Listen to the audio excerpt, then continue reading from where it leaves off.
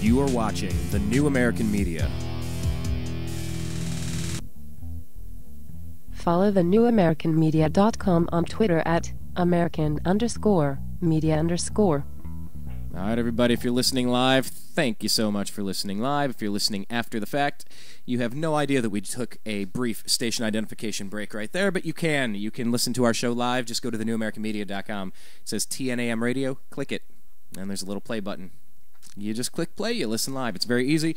And if you're catching this after the fact on YouTube, thank you. Our YouTube channel is youtube.com/TheNewAmericanMedia. Follow us on Twitter at American_media_, and like our Facebook page, The New American Media. We are still joined with Blake, the eccentric Wally. Blake and I co-host Eccentric Perspective every Monday. And Blake also does a show on Monday, Wednesday, Thursday from noon to 1:30 p.m. Pacific on freedomizerradio.com. You can go to iTunes and subscribe to his Eccentric Perspective show and check out his homepage, Eccentric Perspective. Blake, we're getting into a top story extravaganza. Yeah, we'll work on the name. We'll work on the title a little bit. Actually, that's the best one so far. It's not ripping off somebody else, which is one of the other issues, or not going with the other one that was really lame that I came up with. So extravaganza's in the ballpark. I like that. All right, well, this is a top stories extravaganza, Blake. You found a few things. You're always digging. You do as much, if not more, research than everybody I know. So you're always digging around. You kind of go through the process of how you find your stories real quick, because obviously Twitter, but I mean Drudge Report, and you really scour all of the major outlets to find the creepy, the inspiring, the urgent. Tell us about the process, because I know a lot of people want to kind of connect with this network right now and kind of become more informed, I guess. Right. Yeah. Usually it takes me a good couple hours to go through the news, and I try to find some of the best articles around, and I guess it's kind of up to everybody. I don't have like the necessarily the master list, if it will, but yes, I do definitely use Drudge heavily, and I kind of like to focus on some of the alternative news. I try to get a full spectrum and get every angle of it. So yeah, Drudge, InfoWars, Activist Post, which I'm a contributing writer of. I got Before It's News, and I like some even more fringier. I don't usually cover a lot of the real fringy conspiracy theory stuff too much, but it's there. I like to cover a little bit of everything. Anything goes. A lot of stuff on the Twitter feed, of course. So there's so many other sources, it's hard to really get into everything. But and sometimes I just like to pull up articles that I don't like, and it could be off of whether it's on the conservative media or the liberal media. Sometimes I might want to just cover a Think Progress or a Politico article just to rip on it. So, but I like to try to get a little bit of everything. And please check out my Twitter feed. You can go check it out for yourself, and it's at Eccentric99. You can also find my Twitter feed at my homepage, eccentricperspective.com. Absolutely. I was just getting back to mention that. Thank you again. That Twitter feed, follow him, Eccentric99, at Eccentric99. What we do is we kind of link up with different people. Lions of Liberty, those guys, like when they put out new interesting stories, they'll tag us, then we resend it out. We're basically being all of these little Paul Revere's sending around the good stories. It's like, here, I'm going to filter a lot of this crap out, and I'm going to get you the important stuff here. Dig into this. So definitely go do that. He's at Eccentric99 on Twitter. So let's get into it here. I guess let's piggyback off of the Bob Costas story, because somebody's suing NBC right now, and it kind of speaks to that level of, is it a news organization or a propaganda wing? Tell us about that story a little bit. Well, we all know about the Trayvon Martin, that George Zimmerman tragedy. It was a really terrible mistake. But the media chose to highlight, specifically NBC, who took a 911 recording that George Zimmerman made, and they edited it. And they edited it to serve a agenda, to really change the dialogue around and made him look like a racist. And it was just a terrible thing, and they deserve to be sued for that. That was one of the things. There was one of those controversies that maybe got lost or forgot about or people didn't notice, maybe that kind of went under the radar a little bit, and just how they framed this whole controversy to begin with. First of all, showing Trayvon Martin to look like an innocent little 12-year-old boy when he was, he was a big adult man. It was even bigger than Zimmerman. And then, of course, they edited up this phone call, and I can even actually tell you exactly what happened. Here was the full dialogue. Zimmerman called up the 9/11 dispatcher. He was, of course, the Neighborhood Watch. We all know that story. And he said, "This guy looks like he's up to no good, or he's on drugs or something. It's raining, and he's just walking around looking about." And so the dispatcher says, "Okay, and this guy, is he black, white, or Hispanic?" And Zimmerman said, "He looks black." But, okay, that's very clear. That's the exact audio that happened on this 9/11 call. But what NBC did is they decided, they went out of their way to edit the tape and to say, they just shortened it and made it sound like Zimmerman said, "This guy looks like he's up to no good. He looks black." And so then they just jumped on the whole race issue. Oh, this guy, this monster running around the neighborhood, playing a vigilante, just hardcore racist, coming up to some poor little 12-year-old boy and shooting him for walking around the neighborhood. And it made a huge deal out of it. Everybody knows the big media spectacle this poor guy was. And I'm not defending everything he did, certainly, but they went after him. Next thing you know, Al Sharpton and Jesse Jackson and Spike Lee and all these controversial figures, and the Black Panthers are out there, and none of that ever had to happen. It was a tragedy. Yeah, it was a news story, but I didn't think it was a national news story. But NBC deliberately took this story, made it into something sensational, and now it's time to pay the price, because this guy almost went to jail for a really long time over media manipulation, basically. Well, this thing isn't even over with a full trial and everything yet. And you have a situation where Spike Lee's tweeting out incorrect addresses, and people are getting attacked. An elderly, I believe it was a 60-year-old couple were getting attacked. Even older, yeah.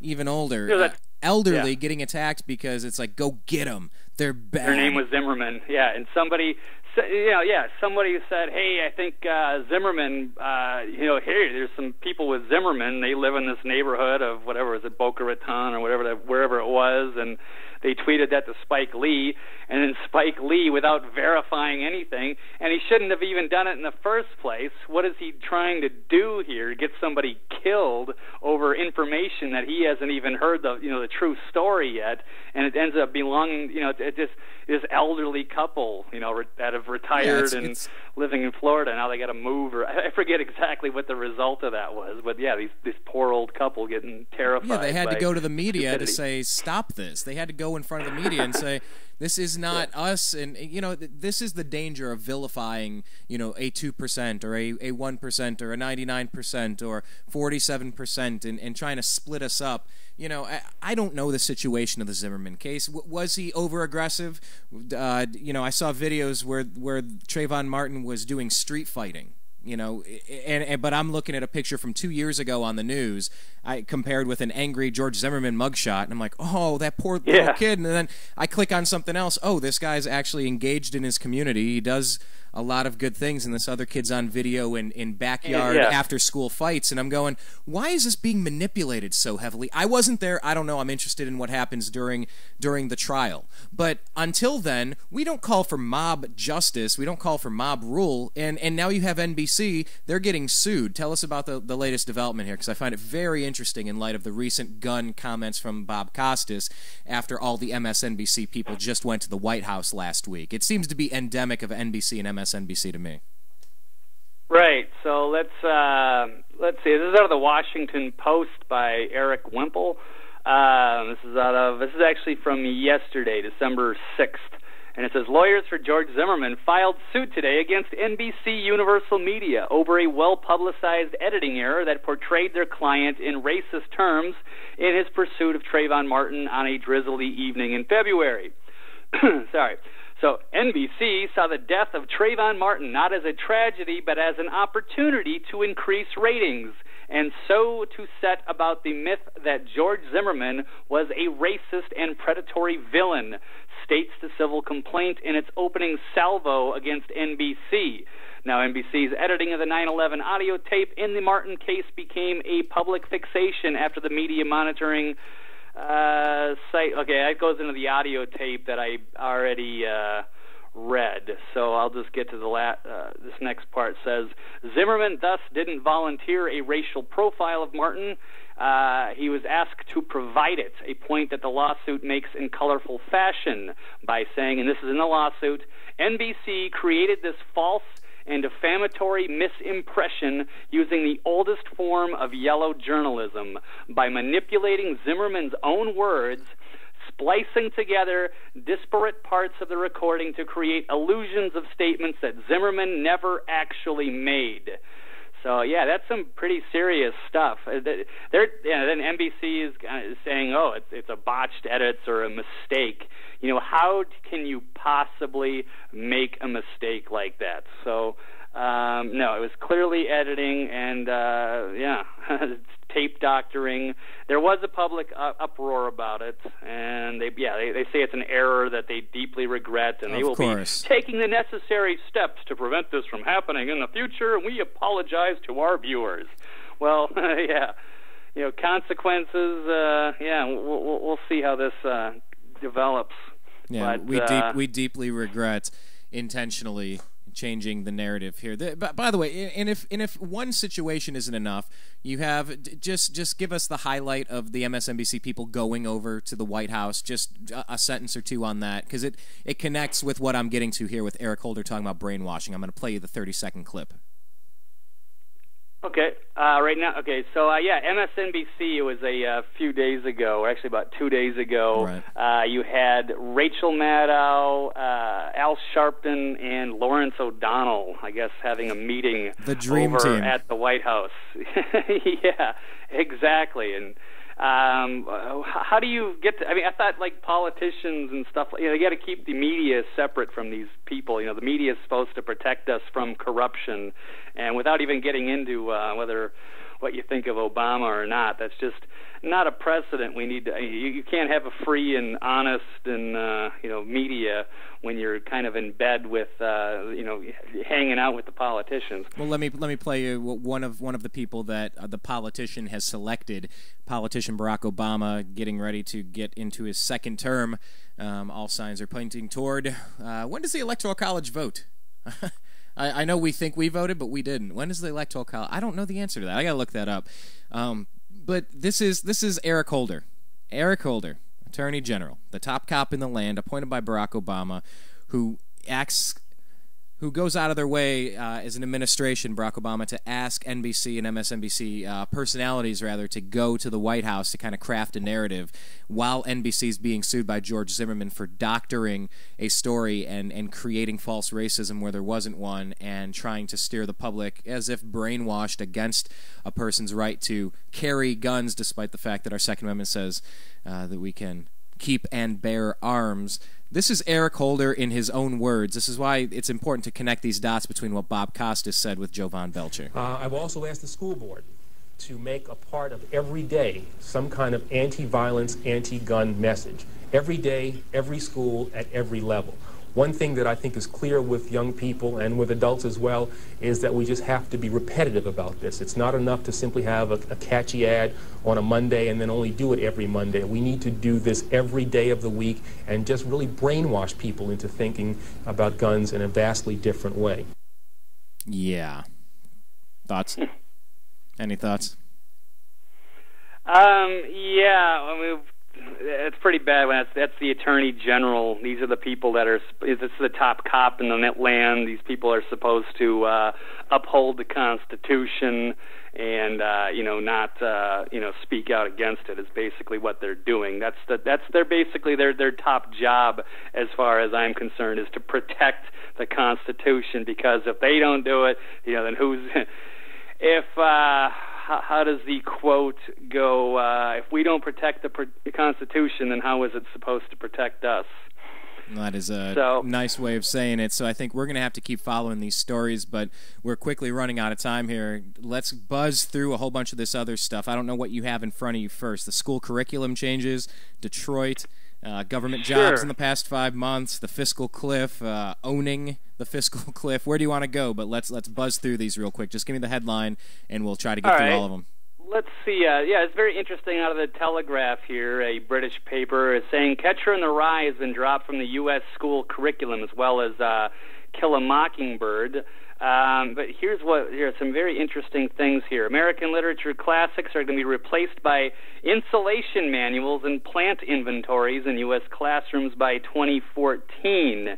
So they want to replace these old these literature, these things that expand children's imaginations and make them learn things, and they want to replace them with informational texts.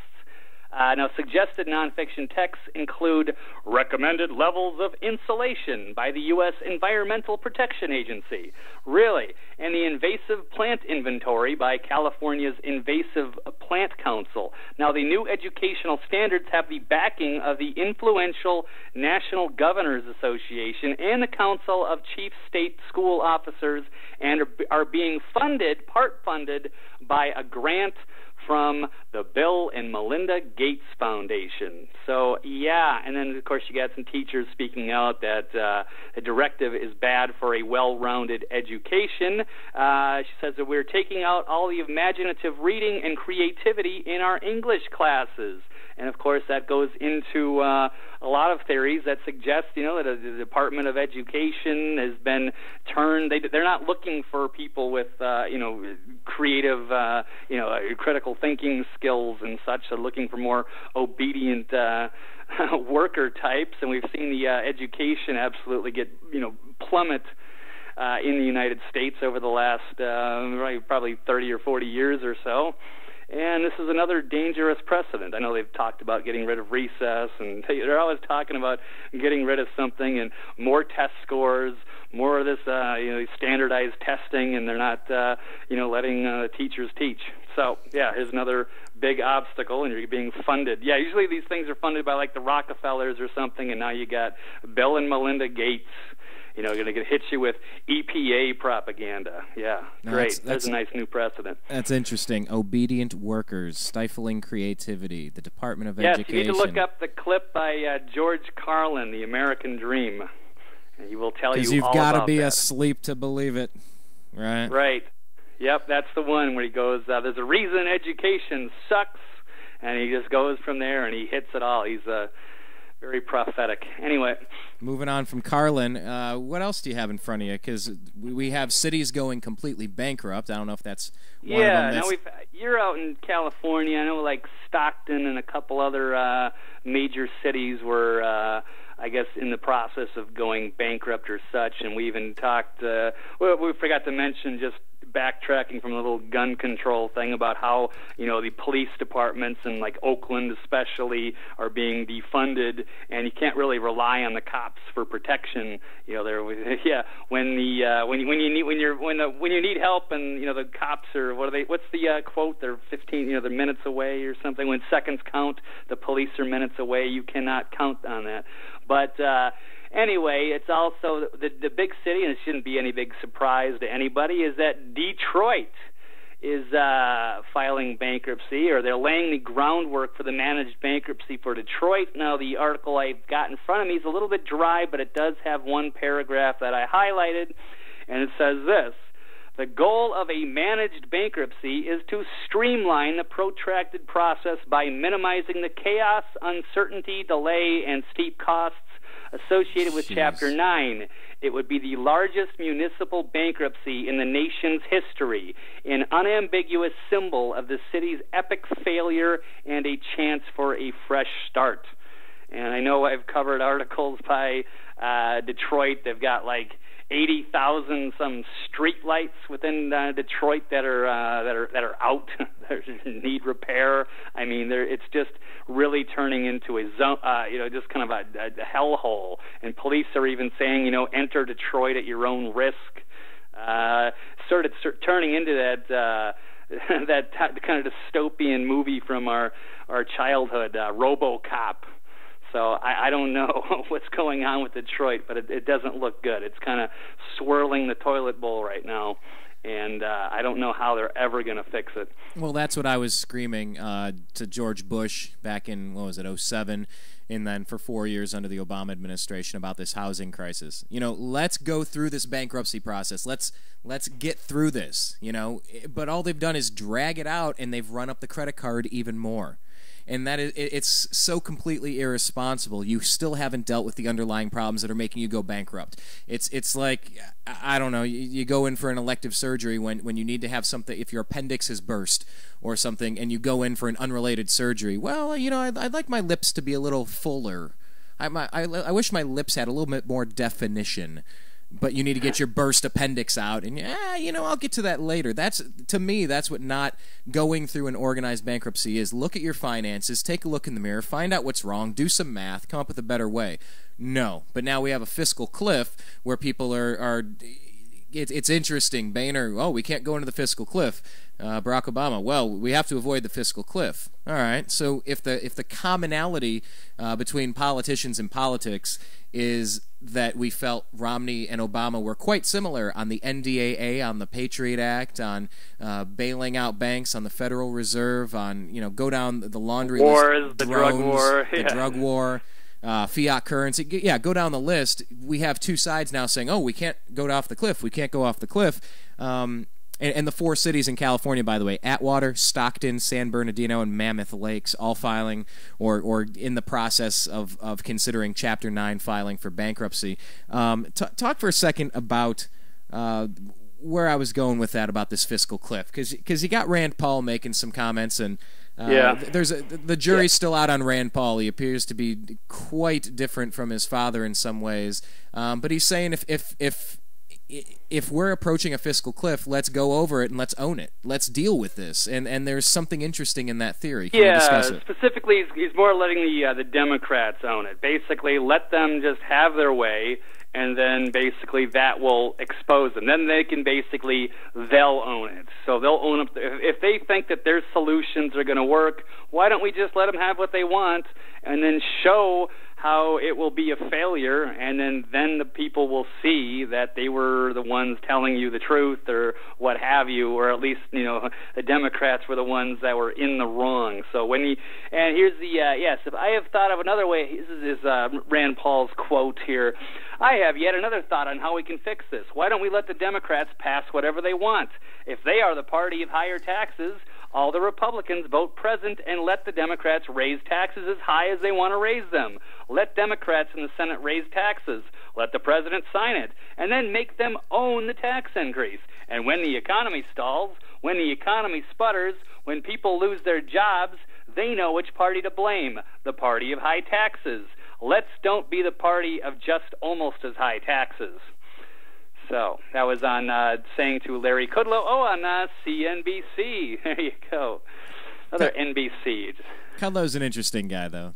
Some of their financial stuff no, he's not terrible, slips past, because it's hard to politicize every piece of economic data. But yeah, Kudlow's interesting. But I kind of like the concept of that. This is what the country chose. You put this guy back in office. I don't want to pay higher taxes. I don't want to pay higher taxes. I don't know that this is necessarily the time to raise them, and we had to battle this situation in our homeowner association. We just weren't collecting enough money. We were supposed to have a million extra, a whole bunch more in the reserves, let's just say, a blanket number. We needed to be many times more than what we had. And it was a revenue problem. We were not taking in enough to cover the expenses of maintaining lots and lots of things. I don't think that's the problem with our government. I think the problem with our government is that we're bloated. We're spending way too much money on the non-essentials. You know, how about we replace the light bulbs and keep a local police and fire presence without, I don't know, all of the trillions of dollars of credit card spending, or address the entitlement system that's making us go completely bankrupt, $16.5 trillion on a credit card. It just seems ludicrous to me, Blake. It's bad, and I'm not. I like Rand Paul enough, but I don't think there's really any major solutions from either side. And yeah, it's been pretty comical watching the left side too. Of course, Timothy Geithner, our Treasury Goldman Sachs secretary, wants to raise the debt limit to infinity. So basically, destroying I don't think there's really any much credibility left in the system anyway. But that was it's pretty comical, and the sides are as divided as ever, and I'm not really sure how they're going to fix this. I don't trust these people that are running the things or making the decisions. It's pretty sad when you've only got really two parties that have basically two ideas, and they're both far apart, and I don't know if this can be fixed anyway without getting to the real solution, which would probably be maybe auditing the Federal Reserve and perhaps filing bankruptcy or defaulting and starting all over, which seems to be which I would think would be the best solution. But of course, the people that are wealthy off of this system would probably prefer to keep their wealth and power. Well, something we said on your radio show last week was about, and it's a recurring conversation I want to have, about when the game's over, you put the pieces back in the Monopoly box. Okay, good. Well, now guess what? Let's play the game again. Now, I'm not sure exactly what December 21st, 2012 is, but how about we maybe collectively put the pieces back in the Monopoly box, and we play by the same rules, and we just play again, because it's all fun. We don't need to be angry over this game. It's just a game. But I think it's time to put the pieces back in the box, hit the reset button. Maybe these things tend to happen in cycles on our planet somehow, like this is an endless video game loop, that the Matrix might be actual, where our reality isn't what we think it is. Or we're all just broke, and that's what you do when you're broke. You gotta hit your bottom, you gotta hit reset, and you start the system over. You just reboot to the Constitution and the Bill of Rights and start with the basics. When you're playing the game of Monopoly, you've only got a finite set of money. You don't just keep printing more money and start making more loans just because the person that's winning doesn't want to end the game. Exactly. We got time for one more story, about 30 seconds, Blake. 73% of all new jobs. Tell us about them. Oh, that was one we brought up. Yeah, I can't quite follow up on that. I kind of pulled that from my stack. It was saying 73% of new jobs were government jobs, but it's really hard to get good data out of the BLS or anything like that. Shadow stats might be a good place to start, but I'm sorry about that. But yeah, we were kind of talking about that earlier, but I wasn't sure if I wanted to go with it or not. No, so it's all good. I'm going to leave it on the cutting room floor, but that's all right for another time. No, we can get into it, because you just come down to, who do you trust to handle your checkbook? Government or the people that you love, the people that you're in your neighborhood? Do you trust local people to handle the checkbook, or do you just sign it all off and not worry about it and trust whatever numbers are coming in? If 7 out of 10 new jobs are in government, you got to be careful about the government that's already too big, that just keeps absorbing. It's going to implode. It's too top heavy. It's a game of Jenga. Put those pieces back in the box. Jenga, hello. You've become a little too top heavy, government. But Blake, we're about out of time here, so once again, Blake the Eccentric, you can find him over on freedomizerradio.com every Monday, Wednesday, Thursday at noon to 1:30 for Eccentric Perspective. You can download the podcast for Eccentric Perspective on iTunes. You can follow him on Twitter at Eccentric99 and check out his homepage, Eccentric Perspective. Blake, thanks for joining us again. I'll probably be on with you on Monday, buddy. Yeah, thanks for having me, Brian. Take care. I'll see you Monday. All right, thanks. Take care. That was Blake the Eccentric. Stay tuned, everybody. We're going to bring in John B. Wells of Coast to Coast AM fame. I got a hunch we might get into some of these similar stories. Stick with us through the break. My name's Brian Engelman. Thank you for listening to Agree to Disagree and the Unhappy Hour here on the newamericanmedia.com. Subscribe to us on YouTube. Follow us Twitter at American_media_. Peace. You are listening to the New American Media.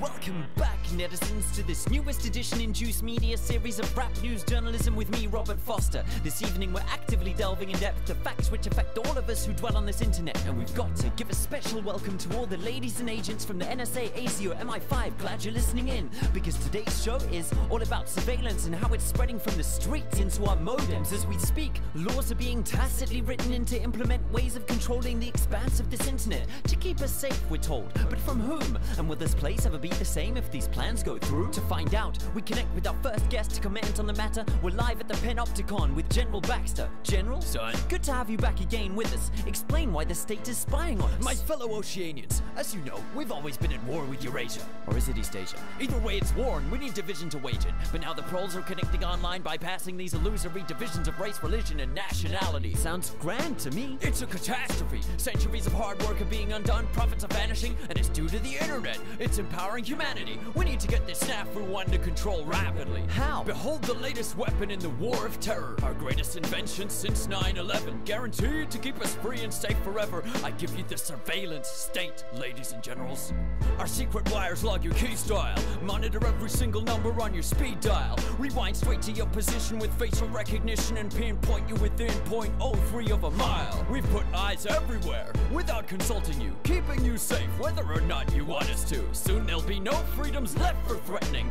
Then we'll have won the war. Take that, terrorism. Brilliant. Thank you, General. We now interview our resident guru, Terrence Moonseed, for a different view. Greetings. How does this situation look? I have one word for you, Robert. Double plus ungood. The world populace of 7.4 billion are all headed in the direction of Orwellian totalitarian oblivion. My voice is hoarse, yelling about stellar winds, cold chilling them and trap wire weaving through the world wide web we all dwelling in. Face it, the all-seeing eyes in all of our Facebooks like a virus, and in these iPhones with Siri, or should I say Iris. Next in line is RFID devices and mind chips triggered by chemtrails the plague spray the sky with. This time it's too far. Check out the base they're building in Utah, where they'll be storing all your data for over a century. It's FUBAR. And under the outback is an entire tunnel of wires, an echelon base called Pine Gap to hijack our mother Gaia. Hey, maybe your mother's gayer. Boo-hoo. Why didn't you just kill yourself like most of your troops do? That's it. Now you're on the cast iron list. Hang on, General. Why weren't we informed about this? Sorry we didn't tell you about our grand plan before. It was meant to be a surprise, under wraps in a store. But some spoil sports had to go and ruin it for all by blowing whistles in spite of the damn law. Bill, Benny, and Thomas Drake are trailblazers for leaking these tactics. Hey, civil liberty activists, this is all legal. Anything we do now actually is. How did... You can't question my authority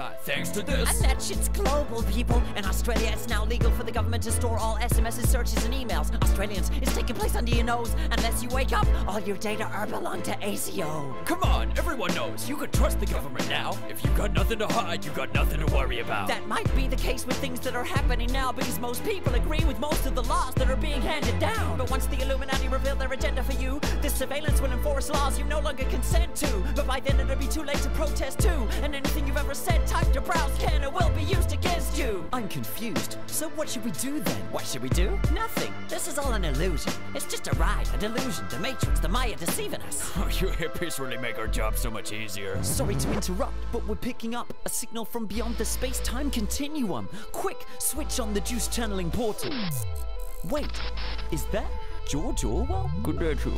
Wow, what do we owe this honor to? I tried to warn you noobs, but I see you are actually fools, or else you thought this was an instruction manual. Yes, so can you advise us? What would you have us do? An open and universal internet is the most effective tool you have to address the issues that afflict the world at hand. Therefore, protecting it is the most essential task that stands before your generation. I think I understand. Hush, man! You must not lose the internet. Heed this mantra. Who controls the internet controls the data. And who controls the data controls the future. We're losing Warning you, I leave you with a tool to use. An onion? Don't be simple, Robert. This is but a simile. It stands for Tor. Tor? Google it. It's for anonymity. This onion router open network helps considerably against tyranny, but its abilities only work if all you use it consistently. And even if you don't use it, run it so its force swells. Thanks, Mr. Orwell. From now on, call me George Torwell. If we'd had such tools when I wrote this, well, it would have been so much simpler to tell Big Brother to go f himself. The sucking piece of shit.